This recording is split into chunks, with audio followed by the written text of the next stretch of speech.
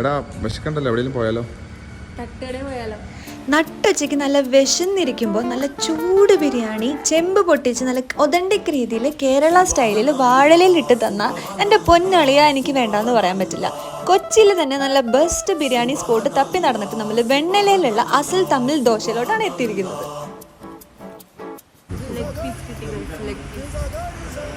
നല്ല ചിക്കൻ്റെയും അതിൻ്റെ മസാലയുടെയും കൂടി കുക്ക് ചെയ്തെടുത്ത ബിരിയാണി നമുക്കൊരു പ്രത്യേക തരം ഫ്ലേവർ തന്നെയാട്ടോ തരുന്നത്. പിന്നെ ഇവിടെ നമുക്ക് 2 piece chicken and 3 piece chicken biryani available ആണ്. അതും നല്ല വില കുറവാണ്. 130 and 160 റുപ്പീസിനാണ് കിട്ടുന്നത്.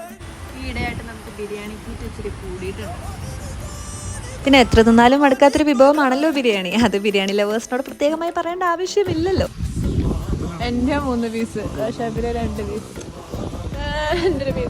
ആ ബിരിയാണി കുറച്ച് എടുത്തിട്ട് അതിൽ സാലഡും കുറച്ച് അച്ചാറും കൂടെ കൂട്ടി ഒരു പീസിന്റെ കഷ്ണം കൂടി ഇട്ട് കൂട്ടി ഇളക്കി കഴിക്കുക എന്ന് പറയുന്നത് സ്വർഗം തന്നെയാണ്.